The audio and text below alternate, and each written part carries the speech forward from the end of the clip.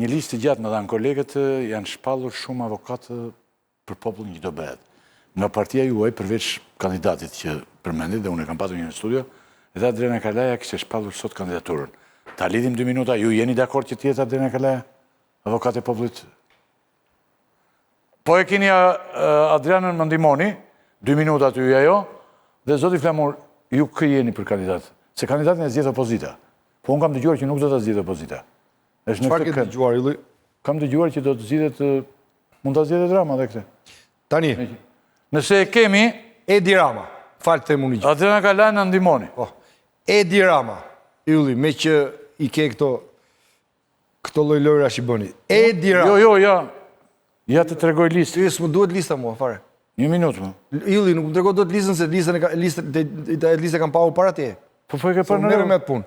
Ti nuk merresh me atë punë. Ore ma dërguan. Që t'jesh i qartë. Edi Rama, një nga problemet madhore që kjo shoqëri provuan është se Edi Rama ka përqendruar të gjitha pushtetet.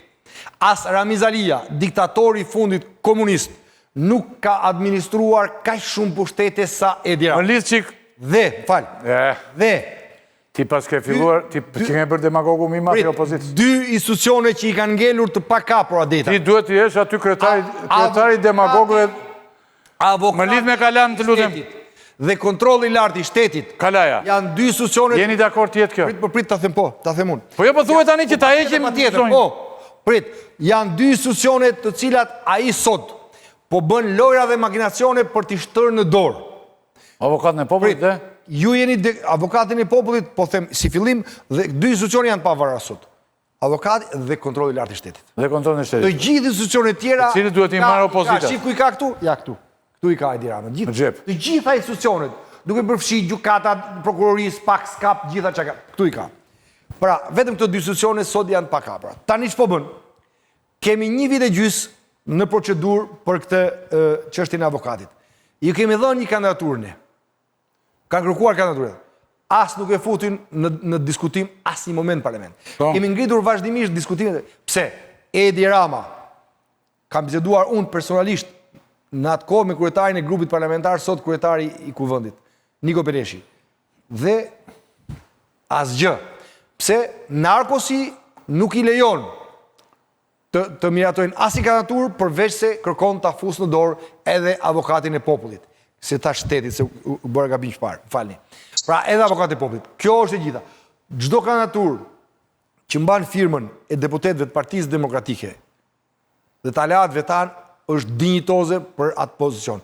Por ne jemi të sigurt që tani që kjo është historia funde krye e stisur nga Rama për të bërë gjasme zhurmë demokratike dhe në fund siç e kam informacionin nga brenda. Zonjën tani se mos e lodhim. Zonjën unë e kam mike dhe unë jam nga të parët që ka firmosur, do isha shumë i nderuar të jetë ajo. Meriton. Por unë po ju them këtë. Dhe zonjës që e kam shumë mike. Po tani sa do firmosni ju? Lutem, e kam thënë, prit. Ja kam thënë. Po. Ne jemi të nderuar të jesh ti, por do të dish një gjë. Që infot nga Kampi Roz janë që Rama do ta mbërthej edhe këtë institucion se... Ore ju a keni një apo disa po them? A doni tjetë kjo, zonjë? Tjetër, po. Se populli më në fund mund të shpëtojë të ketë një avokat e vërtet. Se që duhet avokati këti populli tani nuk e di, unë nuk e di mirë, po... A them unë. Po kjo mund tjetë një... Se shpëtoj populli shqiptar më në fund me këta avokate. Kur të largo, kur të ik narkosi... Kur të ik narkosi. Po, por zoti Ylli kaq është e gjitha.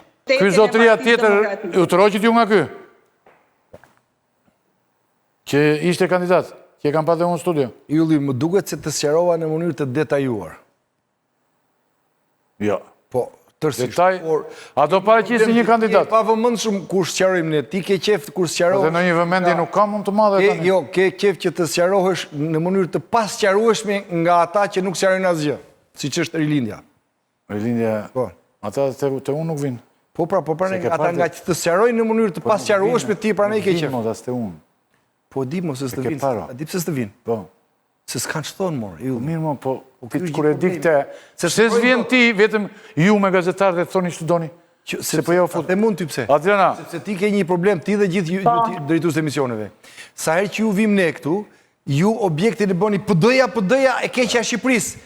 Dhe nuk na keni ftuar qoftë një herë në këtë tryezë që të na thoni ejani zotërit opozitës, na flisni për shëndetësinë.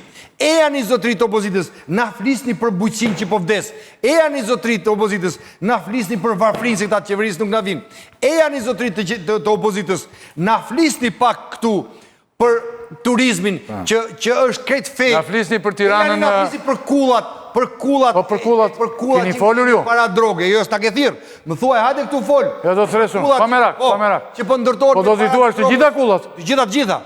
Me para drogës. Do t'i thuash edhe kullat e mengjërza dhe kullat e djathta. Të gjitha, vetëm më thuaj. Po mos të ndalojnë. Të gjitha. Mos të ndalojnë. Ka kullat. Dakor.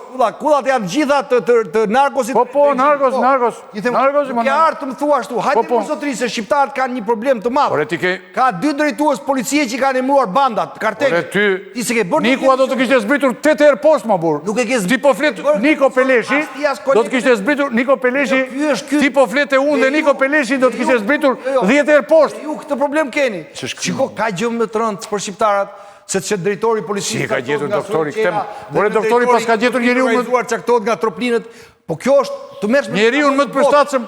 A e dini ti? A e di pas ka gjetur doktori, ma po ti që nga A e di ti që Kolumbia nuk e ka këtë situatë?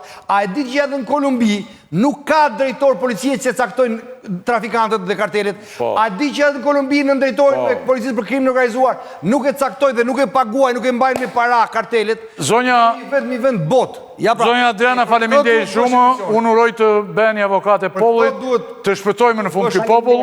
Emisione. Flamuri, votën e Flamurit e ke, nuk jemi të qartë a do ketë kandidatë të tjerë, po aty ishin një 20 veta me sa pashun, dhe të shojmë do flasim dhe unë do të thresë për sëri në studio. Këto emisionit duhet bësh, që eshi qartë. Falimderit, natën e mirë. Më shkruan një kolegët, Flamuri thotë, sot pas ka një defekt, po dëgjon shumë. Dëgjova shumë. Nuk po flet fare, thotë. Fare. Një kolegë gazetar, Gëcider Vishim, më shkruan. Fare. Po dëgjon shumë Flamuri, thotë, dhe ky është një defekt shumë i madh. Është problem. Po pra. Duke dëgjuar. Po bravo. Her pas here të kthej një përgjigje ju. Sot vetëm po dëgjon dhe është shumë keq situata. Një përgjigje, po dëgjoj vetëm. Është një listë shumë interesante për avokat populli. S'po e gjej dot, po tani ti Edi Rama ka shumë mundësi që të propozoj për avokat popullit Edi Shabanin. Opozitar është ai. E pranoni ju këtë kandidaturë ja? I dashur Ylli, unë hyra në emra për shkak të se Adriana Kalaja, si mikja e ime dhe një struktur, një hierarkje në parti, ishte përballë meje në ekran. Unë çdo emër që nuk del nga opozita, do ta komentoj kur të vi momenti.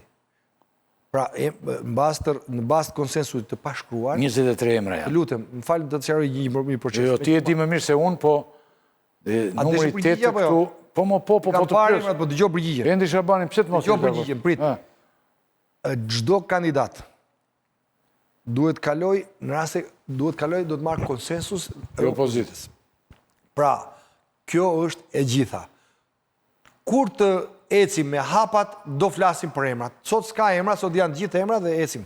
Vazhdojmë. Kandidatët deri tani janë 23. Ylli, nuk ka problem shqiptarët se kush është kandidatët. Problem kanë korupcionin, tunelin, rrugët, gjërat, drogën, papunësin, varfrin, vjedhjen, këto kanë problem shqiptarët. Këtë është problemi shqiptarëve. Problemi është se kjo ngrehin ka filluar të shembet.